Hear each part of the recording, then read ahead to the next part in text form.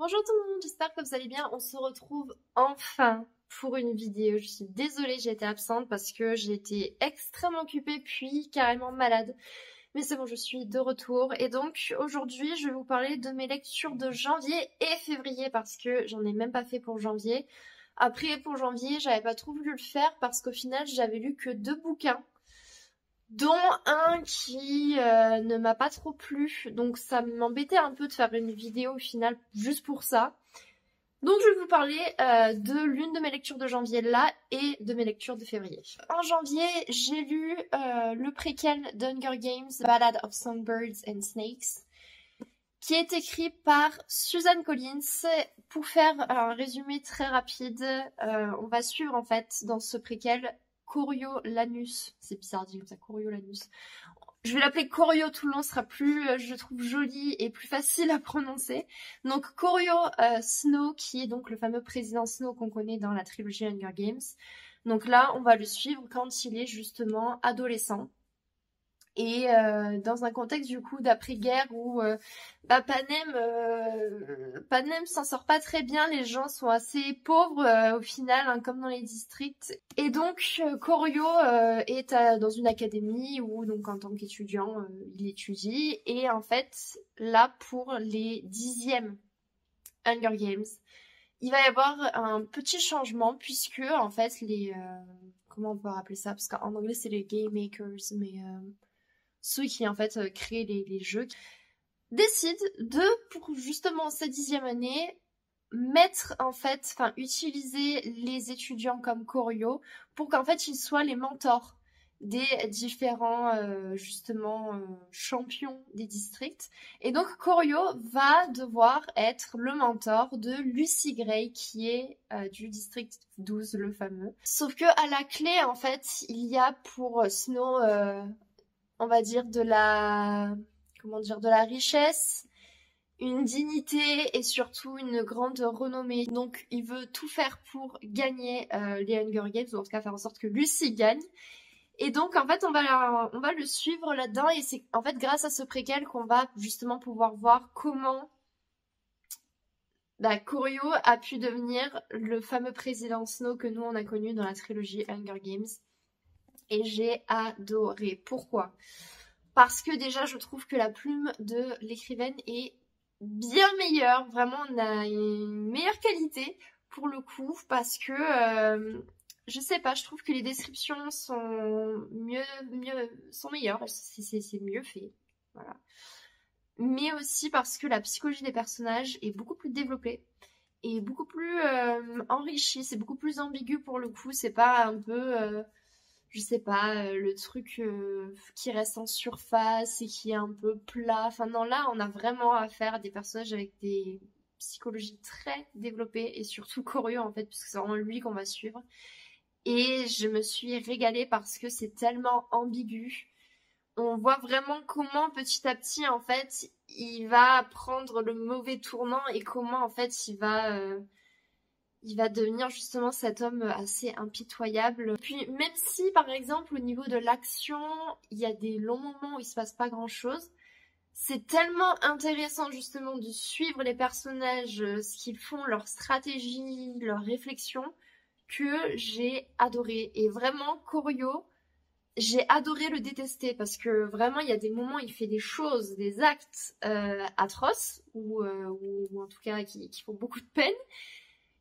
Mais ça m'a pas dérangé dans le sens où en fait je trouvais ça super intéressant de voir son évolution, et pourquoi en fait il fait certains choix.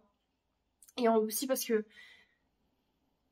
c'est pas qu'il est excusé, mais quand on voit le contexte dans lequel il grandit, les gens qui l'entourent, qui exercent une influence sur lui, on comprend en partie comment justement il a pu devenir plus ou moins un monstre en fait, parce que c'est la société qui l'a créé. C'est pas, il est pas né monstre, c'est juste la société qui l'a rendu comme ça. Et et donc j'ai adoré. En fait, je veux pas en dire trop parce que sinon je vais commencer à entrer dans les détails et spoiler. Mais pour le coup, je trouve que c'est en tout cas le roman le plus abouti pour le moment, puisqu'il va y avoir un nouveau roman qui va sortir là en mars, justement dans l'univers d'Hunger Games. Mais pour le moment, à mes yeux, c'est celui qui est le plus abouti de l'ensemble de l'univers. Et en plus, on apprend tellement de choses justement sur les jeux, à quoi ils ressemblaient au début, parce que franchement, les jeux là, dans ce roman, n'ont rien à voir avec ceux de Katniss Everdeen, vraiment. Ensuite, on passe à mes lectures de février. J'ai lu le dernier tome de la trilogie Space Nova, écrit par Elie Barbati. Donc celui-là s'intitule L'œil du cyclone. Donc dernière brique de la trilogie. J'ai adoré, encore une fois de plus. Je vais pas forcément vous raconter, ou du moins vous faire un résumé, parce que si vous n'avez pas lu les tomes précédents, ça va être du spoil. Donc j'ai pas envie de vous spoiler, parce qu'il faut que vous lisiez cette saga. Si vous aimez la SF, foncez en fait, c'est tout, il faut que vous lisiez. Donc je vais vous refaire un renvoi vers la vidéo où je parle du tome 1.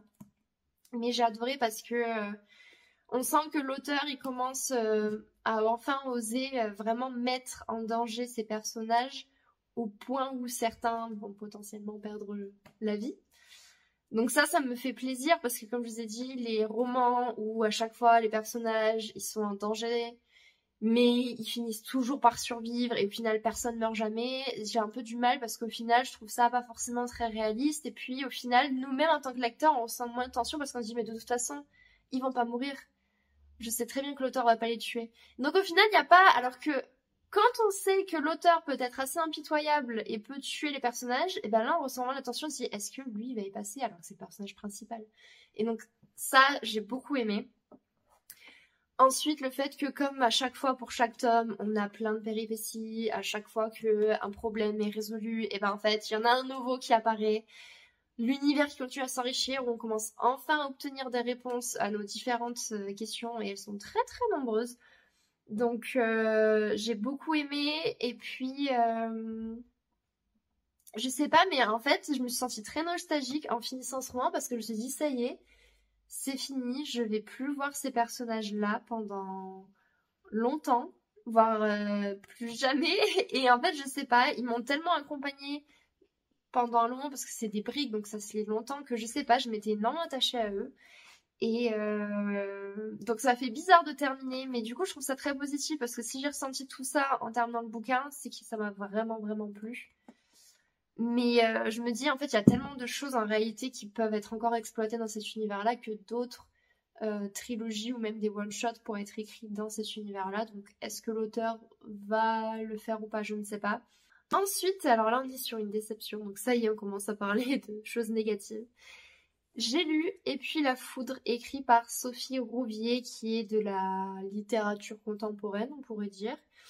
En gros, on suit Max et Chiara, qui est un couple, donc marié avec 2 enfants, et en fait qui est en train de battre de l'aile, et à un tel point qu'ils veulent divorcer en fait. Sauf que ils n'en ont parlé à personne, y compris leurs amis et leur famille et leurs enfants.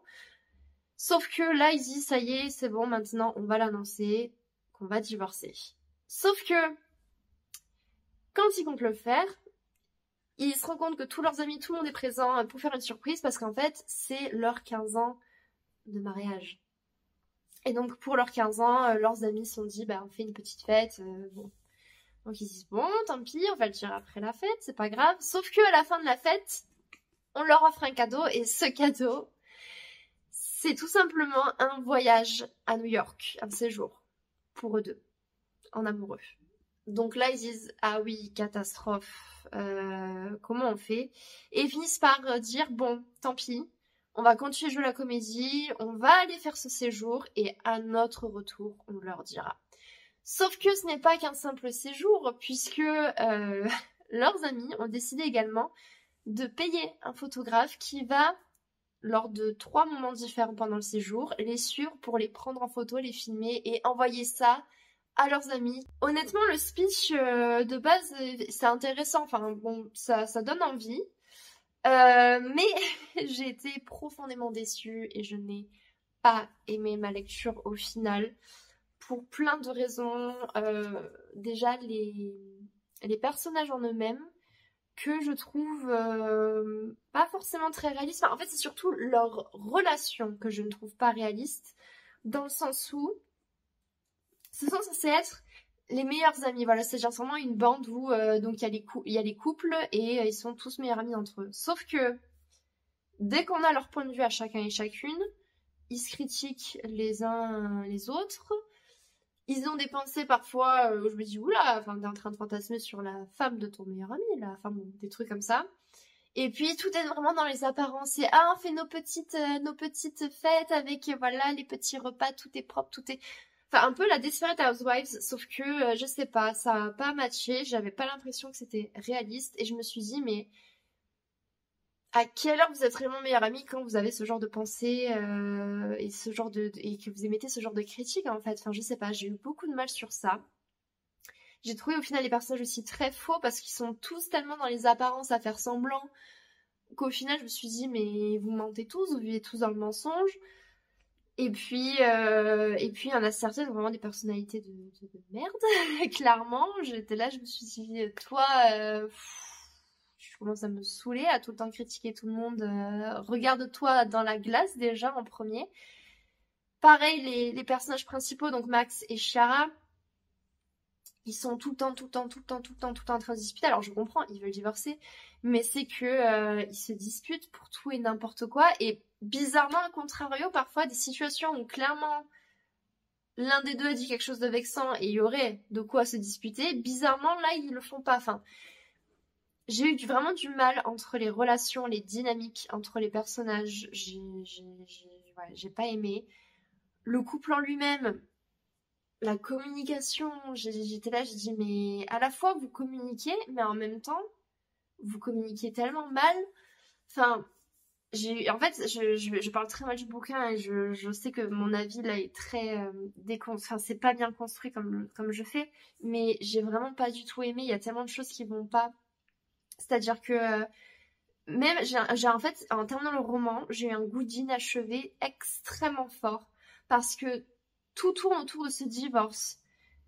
Le bouquin, je suis désolée, c'est un spoil du coup, se termine. Alors ok, ils ont divorcé, mais on n'a pas vu l'annonce de leur divorce. C'est-à-dire que ça se termine en gros avec les gamins qui disent à leurs parents à leur retour, bon, si on s'asseyait, papa, maman, faut qu'on discute là. Parce que en fait, les gamins sont les adultes de l'histoire. C'est-à-dire que ce sont les seuls qui ont des réactions limite matures, en tout cas très rationnelles, très calmes et qui littéralement aborde les vrais sujets. Donc bon, sauf que en réalité cette conversation-là, on ne la voit même pas, c'est-à-dire que la scène se coupe sur ça. Donc on se doute qu'ils vont parler avec leurs enfants, mais on sait pas ce qu'ils disent. Et ensuite, bam, on passe au dernier chapitre où en gros on est un certain temps après le divorce. On sait pas ce que deviennent tous les meilleurs amis parce qu'il y en a plein, ils sont au bord de la rupture, il y en a qui veulent tromper ou qui se font tromper, etc. On ne sait pas ce que deviennent ces gens-là. Enfin, à part justement deux amis qui se sont mis ensemble au final, mais les autres, on ne sait pas. Et puis même Max et Chiara, au final, on ne sait pas trop parce que en gros, Max, il débarque avec, après avoir vu sa nouvelle copine et ça se termine sur ça. Donc en fait, j'ai détesté parce que on les voit se disputer tout le long, mais au final, on ne voit pas la résolution, on ne voit rien en fait. C'est-à-dire, à aucun moment, les amis entre eux se parlent réellement, discutent des tensions ou quoi que ce soit. Non. Max et Chiara, on voit pas leur annonce de divorce, on voit pas comment c'est géré, si ça se passe réellement bien, pas bien, quelle est leur relation actuellement. En fait, voilà, pour moi, j'ai l'impression que ça a été bâclé au final. Il y a trop de choses qui restent sans réponse. Toutes ces tensions, tous ces non-dits, on sait pas ce que ça devient. Est-ce que parce que je peux comprendre par exemple que ok les personnages décident de ne pas parler, de ne pas traiter certains problèmes, mais dans ce cas-là, il faut au moins le montrer au lecteur que du coup les personnes restent dans les non-dits. Je sais pas. Enfin, en fait, on ne sait même pas ce qui se passe. Ensuite, j'ai lu et là j'ai aimé La petite fille blanche écrit par Tony Birch, qui est un roman historique qui se passe en Australie au XXe siècle. Et qui aborde encore, comme la légende de Molly Johnson, le thème un peu des aborigènes en Australie, le traitement de ces personnes-là. Mais là, beaucoup plus en détail, enfin, on entre vraiment dans le vif du sujet comparé à la légende de Molly Johnson qui abordait un peu, mais pas trop en profondeur non plus. Là, on est vraiment à fond dedans. Donc, si on se focalise sur le résumé, on suit en fait Odette, qui est une aborigène, qui élève seule sa petite fille qui s'appelle Sissi, car Lila, qui est sa fille à Odette, a abandonné Sissi très peu de temps après sa naissance parce que Sissi est blanche. Donc Odette se doute que Lila a conçu cet enfant avec un homme blanc.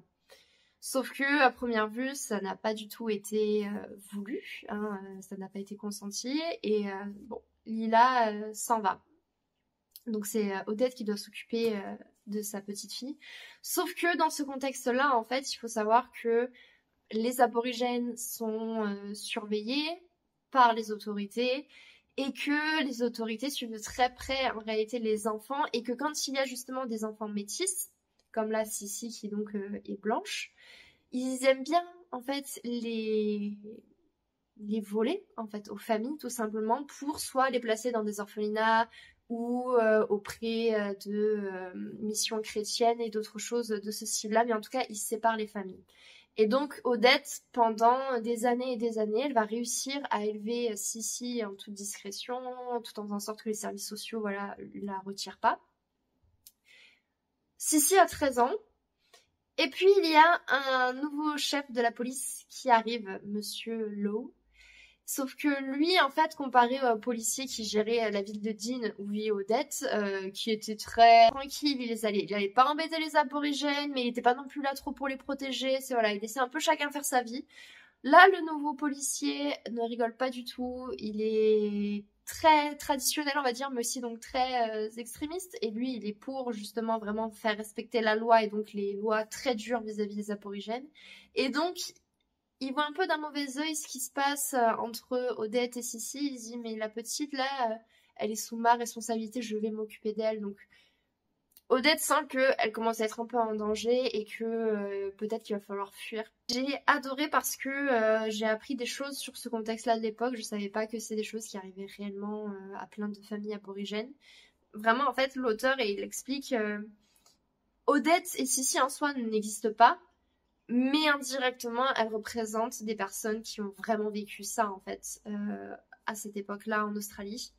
Et donc, ça m'a passionnée parce que j'adore apprendre des choses sur justement les histoires des différents pays. Et puis aussi, ce que j'ai aimé, c'est la façon dont justement l'auteur dénonce ce traitement-là des Blancs envers les aborigènes, mais sans être, accusateur et à donner des leçons en fait au lecteur. Parce que ça, c'est un truc, j'ai du mal quand l'auteur essaie d'être là et de me dire ouais, c'est pas bien, vous avez compris, c'est pas bien. Pas du tout en fait. Et la façon justement dont il dénonce ces actes-là est très douce, et je trouve permet de vraiment toucher le lecteur, que vraiment le lecteur soit ému par ces personnages-là et donc indirectement par l'histoire réelle de toutes ces personnes-là qui ont vécu ces choses. Donc j'ai beaucoup aimé, les personnages en plus sont pour le coup très touchants, très émouvants, leur psychologie est très bien développée, leur personnalité aussi, on les distingue bien les uns des autres, il n'y a pas un peu je sais pas, un effet de masse où tous sont un peu les mêmes, vraiment chacun a sa propre personnalité. Et surtout j'ai adoré la vision d'Odette et de Sissi qui est au final presque, je pourrais dire, optimiste vis-à-vis du monde, et en tout cas très ouverte malgré toutes ces souffrances vécues. Et justement, je trouve que c'est la meilleure leçon qui puisse être donnée au final, c'est justement de s'inspirer de ces personnes-là qui, malgré tout ce qu'elles ont vécu, restent ouvertes. Et ce que j'ai aimé, en fait, c'est, comme dit Odette, en fait, donc ces personnes blanches qui les traitent ainsi ressentent énormément de haine vis-à-vis d'elles, mais c'est de la haine, en fait, qu'on leur a enseignée. Parce qu'en réalité, ils ne se connaissent pas, chacun vit dans son coin. Aussi, ce qui fait que le roman est assez addictif, on a des chapitres très courts. Et où quasiment à chaque fin de chapitre, il y a un peu comme un cliffhanger où, nouveau rebondissement et nouvelle source de tension. Et donc, on a vraiment envie de lire la suite et on s'inquiète pour les personnages. Parce qu'en plus, on s'y est attaché, donc forcément, on craint pour eux que le pire arrive, malheureusement. Et donc, je sais pas, j'ai dévoré ce bouquin, je l'ai lu en 2 jours. Vraiment, j'ai beaucoup, beaucoup aimé parce que on apprend plein de choses sur le contexte de l'époque, sur le traitement des personnes. Et on a envie, en plus, d'aller faire donc des recherches pour avoir un peu plus d'infos, justement, sur ce contexte-là, sur ce qui arrivait aux aborigènes à cette époque.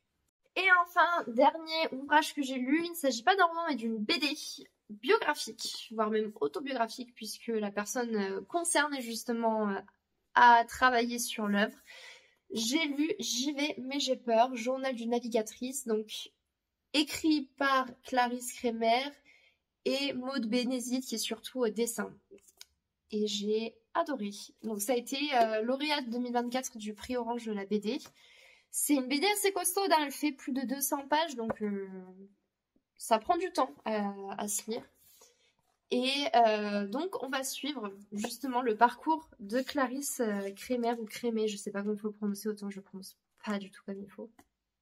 Et donc je vais dire le parcours de Clarisse, qui en fait a eu une petite, comment dire, suite à sa rencontre avec Tanguy, si je me rappelle bien, qui est son compagnon, a commencé à développer un peu une passion pour justement les sports de voile parce que lui-même en pratiquait, donc un peu comme un loisir de temps en temps, elle